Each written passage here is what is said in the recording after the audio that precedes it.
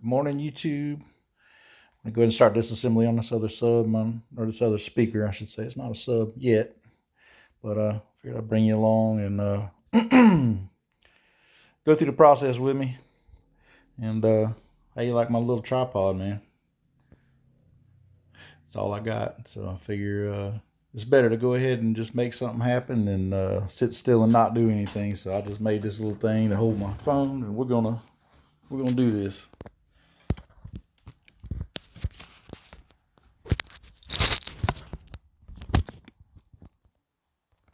Well, bam.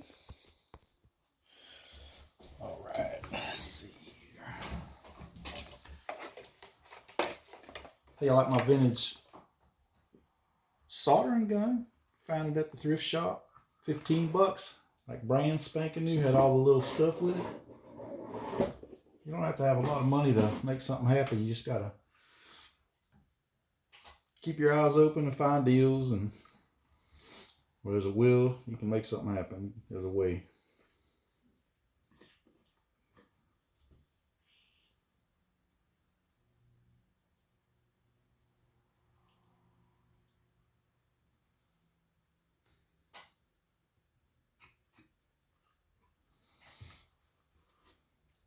Try to disassemble this in a way where I can keep the parts just in case someone else needs them for a build or something.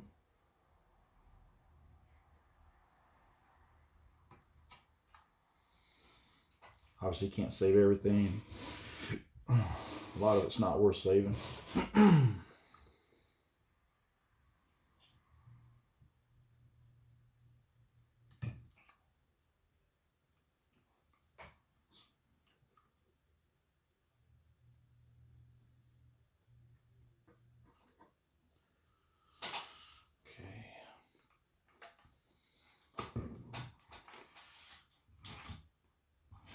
This bolt right here holds the tweeter on. Goes through the tweeter magnet in the bottom, right through the center.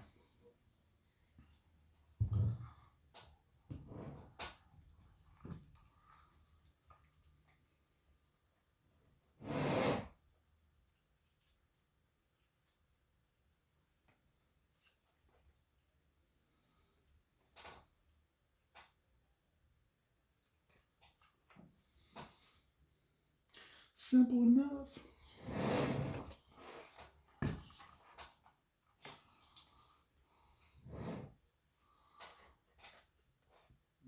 Oop, I forgot to bring my screwdriver over. We'll come back to that later.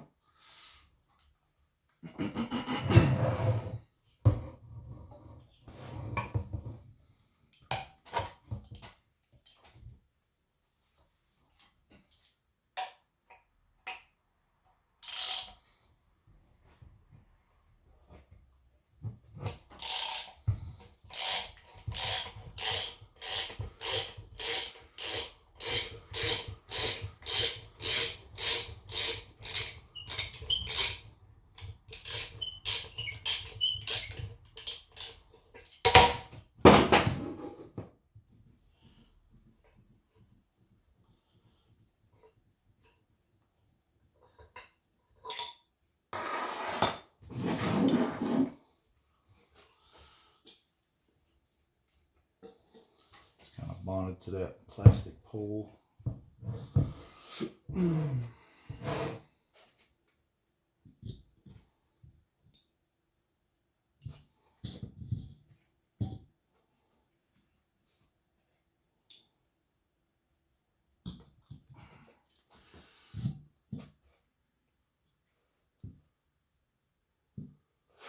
Might as well just cut this. And again, I know someone's going to probably say, you could have saved that, but even the surround is like, it's hardening. You know what I mean? Just, yeah. There's nothing worth saving as far as the paper cone and the surround and all that goes.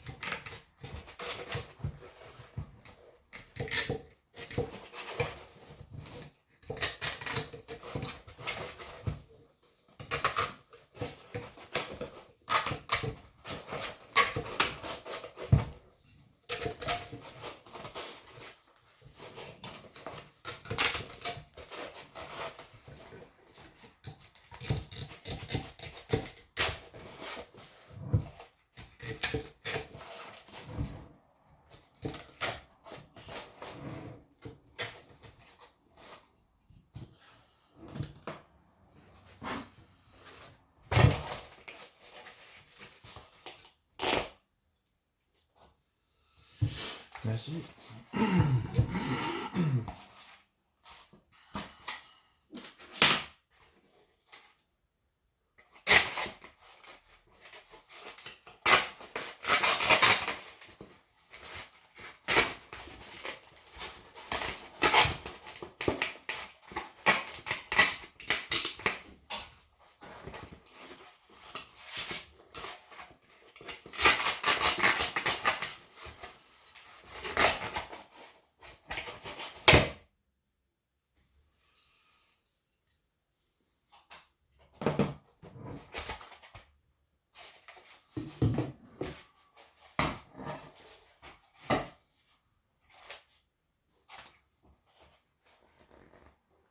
Voice coil's burnt.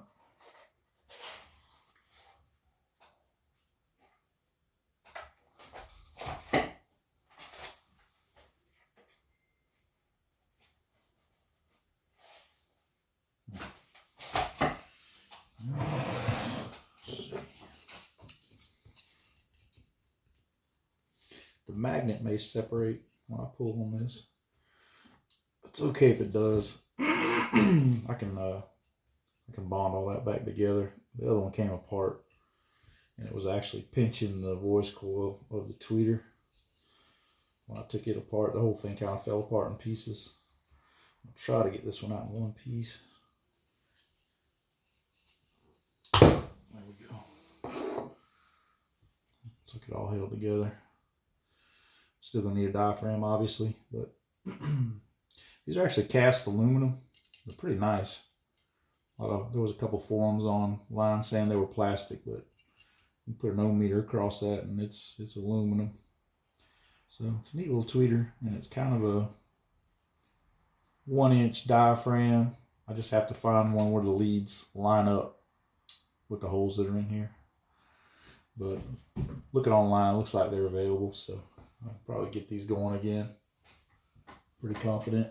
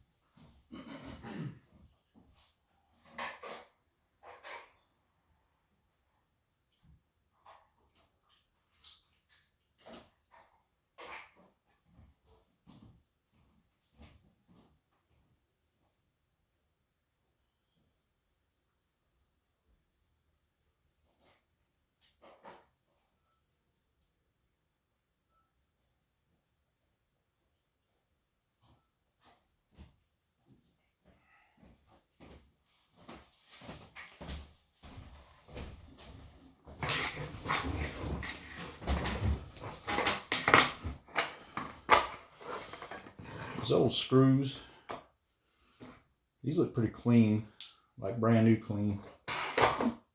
If you use a brand new Phillips, it's nice and sharp, and just put a good amount of pressure on them. Typically you can get these out. Give them a little tap.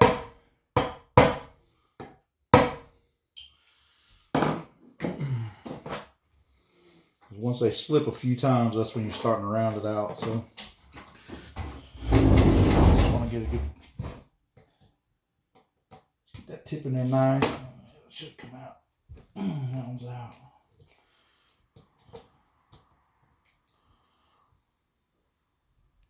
That one didn't want to come out, but it's coming.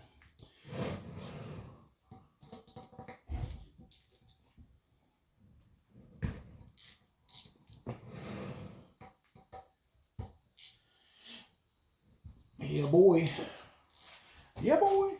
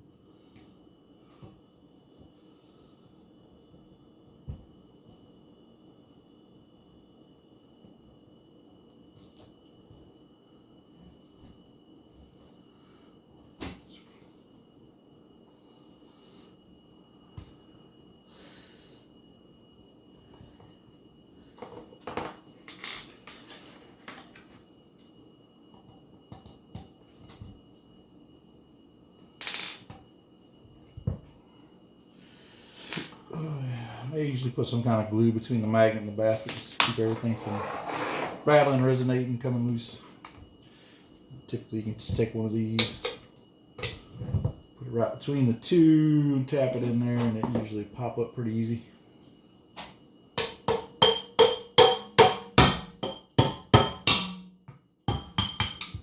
Is he?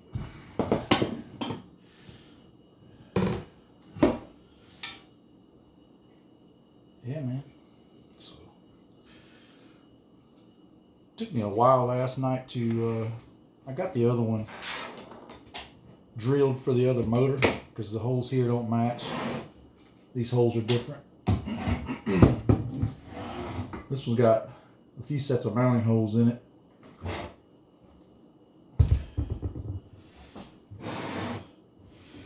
Took me a while, but back in my mind, I'm like, well, once I get the one lined up, then the other one will line up. Well, for some reason, even though these are the same model motors and everything, the outer bolt pattern on these is a little bit wider than the one that I did last night. So I got to go ahead and make another pattern for this, and it's kind of a painstaking process, and I don't think it'd make a very cool video, but I'll once I get the pattern figured out, I'll go through the process with you, drilling the holes and getting everything lined up. It just has to be dead center, you know, where the voice coil rides, because your suspension is going to sit here, the spider, and it's just got to be dead center so the voice coil, there's no interference. Arc Audio makes a pretty good product. They ideally are supposed to be a company that does car audio but does a little more sound quality than just SPL. So that's really what I was going for. I do want some SPL, but I'm more shooting for the quality of the sound and just a speaker that's going to last me a really, really long time without any worries. And I'm not going to be running a serious amount of power to it, so. But it's going to come out nice. I was a little concerned about the depth for the suspension to travel here. It's a little over 1/2 inch to the face. It's close to 3/4, a little closer to half, well, between 3/4 and 1/2 inch. And but I did a little homework on these motors. I'm going to use the voice coil that came with these originally, and the one-way X-Max movement on these is, I think it's 0.6, so it's just a hair over 1/2 inch. So even as shallow as this is, there's actually enough clearance. What I'm going to do, once I get the holes established, I'm going to open this up bigger, so that'll give it a little more at the very end of the transition to have a little more clearance. And probably going to take it out as big as these holes right here, and then round the edge a little bit so that the you know, just in case I push these real hard, they're not going to bottom out on anything, but but it shouldn't anyway, because it's actually within spec, just barely though. But I want to give it a little more clearance just to make sure. So that's it for now, and I'll come back in just a bit.